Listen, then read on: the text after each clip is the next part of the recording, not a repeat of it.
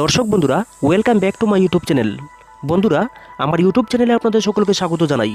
তো চলুন বিভিন্ন স্বনামধন্য পত্র পত্রিকায় প্রকাশিত কয়েকটি বিশেষ খবর দেখে নেওয়া যাক।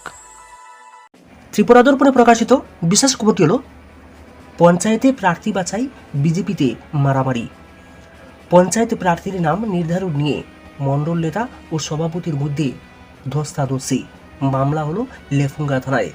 মণ্ডল নেতার সন্ধানে পুলিশ। রাজ্যের গ্রাম পঞ্চায়েত নির্বাচনকে নজরে রেখে নিজেদের সাংগঠনিক কাজকে গুরুত্ব দিয়ে প্রার্থীর তালিকা তৈরিতে এক প্রকার চরম ব্যস্ততায় শাসক দল বিজেপি। বামুটিয়া বিধানসভার উত্তর লেম্বুছড়া গ্রাম পঞ্চায়েতের ৬ নং ওয়ার্ডের প্রার্থী বাছাইয়ে রবিবার দিন লেম্বুছড়ার ৪৮ নং বুথে সভা নিয়ে বসে বিজেপি দল।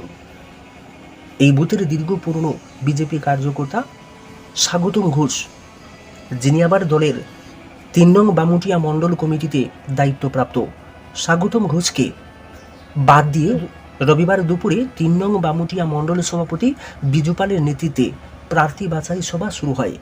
স্বাগতম সেখানে হাজির হলে সভাপতি বিজু পাল তাকে বের হয়ে যেতে বলেন। সভা ত্যাগ না করে স্বাগতম সেখানে বসে থাকলে সভাপতি বিজু পাল তার উপর দৈহিক আক্রমণ করে। শুরু হয়ে যায় দুজনের মধ্যে চরম ধস্তাধস্তি। দুজনেই হাতে চেয়ার নিয়ে একে অপরকে প্রহার করার চেষ্টা করলে সভায় থাকা অন্যান্যদের হস্তক্ষেপে পরিস্থিতি নিয়ন্ত্রণে আসে। পরবর্তীতে বিজু পালের তরফে স্থানীয় পুলিশ স্টেশনে জমা পড়ে অভিযোগপত্র। শাসক দলের দলীয় বিশৃঙ্খলা যে বামুটিয়াতে চরম পর্যায়ে, তা এই ঘটনাতে এবার প্রকাশ্যে উঠে আসলো। ত্রিপুরা দর্পণ সম্পাদকীয় হতাশ যুবশক্তি।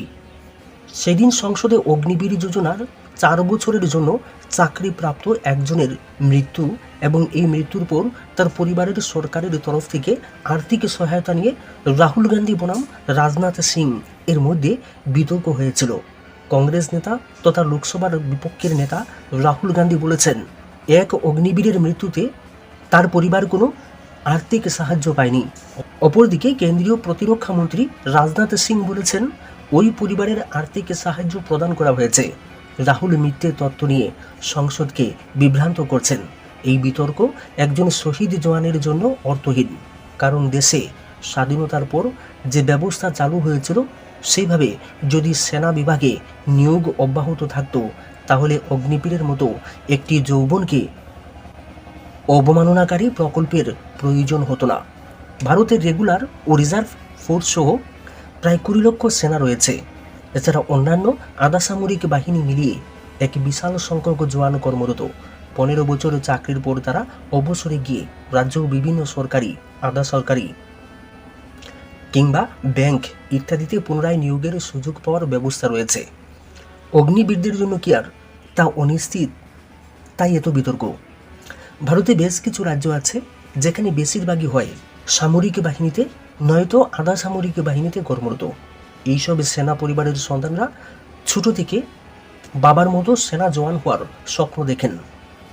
সেনা জওয়ানের পরিবারের সন্তানেরা বিভিন্ন কেন্দ্রীয় বিদ্যালয়ে মাসিক মাত্র ৫ টাকা অর্থাৎ বছরে মাত্র ৬০ টাকার বিনিময়ে পড়াশোনা করার সুযোগ পান। এইভাবে এক স্বপ্ন ও লক্ষ্য নিয়ে ছাত্রাবস্থাতেই নিজেকে দেশ রক্ষার কাজে নিয়োজিত করার জন্য তৈরি করে তোলেন সেনা পরিবারের সন্তানরা। কিন্তু অগ্নিবীর যোজনা তাদের স্বপ্ন পূরণে কতটা সহায়ক, এই নিয়ে নানা প্রশ্ন রয়েছে। তাই এত বিতর্ক এবং এই নিয়ে রাজনৈতিক সংঘাত শুরু হয়েছে। সরকারের কাছে নিশ্চয়ই তথ্য রয়েছে কী পরিমাণ সেনাবাহিনী থেকে ১৫ বছরের চাকরি জীবনের পর স্বেচ্ছায় অবসরে যান এবং সম পরিমাণে নিয়োগ প্রক্রিয়া চলতে থাকলে অগ্নিবীর যোজনার কী প্রয়োজন। আন্তর্জাতিক আইন অনুযায়ী কোনো দেশ কত পরিমাণ সেনাবাহিনী রাখতে পারবে এর একটা নিয়ম রয়েছে। সেই অনুযায়ী যদি দেশের সেনাবাহিনীর সংখ্যা বাড়ানো যায়, তাহলে সরকার অনায়াসে তা করতেই পারেন। দেশের সামনে সবার আগে প্রয়োজন দেশের সুরক্ষা। ভারত বিশ্বের সবচেয়ে জনবহুল দেশ, তাই দেশের কর্মপ্রার্থী মানব সম্পদও বিশ্বের মধ্যে সবচেয়ে বেশি। কিন্তু বর্তমান সরকারের নীতিগুলোর জন্য বেশিরভাগ পরিবারেই কর্মহীন মানুষের সংখ্যা দিন দিন বাড়ছে। সেই সাথে পরিবারের স্থায়ী আয়ও সংকুচিত হচ্ছে। সেনাবাহিনী কিংবা যে কোনো সরকারি চাকরির শেষে অবসরে গিয়েও পেনশন পাওয়ার সুযোগ রয়েছে। এমনকি ওই অবসরপ্রাপ্ত সেনার মৃত্যুর পরেও ওই সেনার পরিবারে ফ্যামিলি পেনশন পাবেন। কারা ফ্যামিলি পেনশন পাবেন সেই ব্যবস্থাও রয়েছে এই দেশে। ফলে একজন সেনাবাহিনীর জওয়ান শহীদ হলে কিংবা স্বাভাবিক মৃত্যু হলেও সেই সেনা জওয়ানের পরিবারে আর্থিক কষ্ট খুব একটা থাকে না।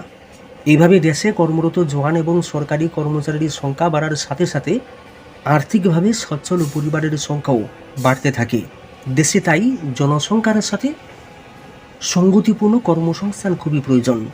নইলে শুধুমাত্র বিনা পয়সায় কিছু রেশন সামগ্রী দিলেই কিন্তু সাধারণ মানুষের দুঃখ লাঘব হওয়ার কোনো স্থায়ী সুযোগ নেই। অগ্নিবীর যোজনা ছাড়া যদি সরাসরি সেনাবাহিনী কিংবা আধা সামরিক বাহিনীতে কর্মী নিয়োগের বিষয়টি সংখ্যার হিসেবে বাড়ানো হয়, তাহলে অবশ্যই সরকারিভাবেই দেশে হয়তো দুবেলা দুমুঠো নিরাপদ অন্ন সংস্থানের পরিবারের সংখ্যাও বাড়বে। এইভাবে দেশের সেনা পরিবারের সংখ্যাও বাড়বে। সেনাবাহিনীর অবসর প্রাপ্তরাও কিন্তু দেশের সংকটকালে কিংবা কোনো বহিঃশত্রুর দ্বারা আক্রান্ত হলে যুদ্ধে যাওয়ার জন্য তৈরি থাকেন। পার্শ্ববর্তী দেশ চীনে কিন্তু এইভাবে সামরিক প্রশিক্ষণ প্রাপ্ত পরিবারের সংখ্যা অনেক বেশি। ভারতে বর্তমান সংখ্যাটা বাড়ানোর সুযোগ কি নেই? কিন্তু বর্তমানে যেসব শূন্যপদ সৃষ্টি হচ্ছে সেগুলি সঙ্গে সঙ্গে পূরণ করা প্রয়োজন। অগ্নিবীর প্রকল্পে যারা নিয়োজিত হবেন তাদের 100% যদি 4 বছরের চাকরি জীবনের পর সেনাবাহিনীতে নিয়োগ দেওয়া বাধ্যতামূলক হতো, তাহলে অবশ্যই এত বিতর্ক হতো না। তবে 5 বছর স্থায়ী কর্মী হওয়ার সুযোগ অবশ্যই হারাতেন ওরা। তাই এই বিতর্কিত প্রকল্পটি বাদ দিয়ে ভারতে সেনাবাহিনীতে স্থায়ীভাবে নিয়োগের উপর আরও জোর দিতে হবে। সেই সাথে আধা সামরিক বাহিনীকেও জওয়ানের সংখ্যা বাড়াতেই হবে। সেনাবাহিনীতে নিয়োগ সংকোচন নীতি নিয়ে চলা দেশের জন্য ক্ষতিকারক। এতে দেশের সুরক্ষার বিষয়টি জড়িত। সুতরাং দেশ সুরক্ষার নামে দেশের যৌবনকে নিয়ে এমন ছেলেখেলা কেন? অগ্নিবীর যোজনাকে এদেশের যুব সমাজ প্রত্যাখ্যান করেছেন।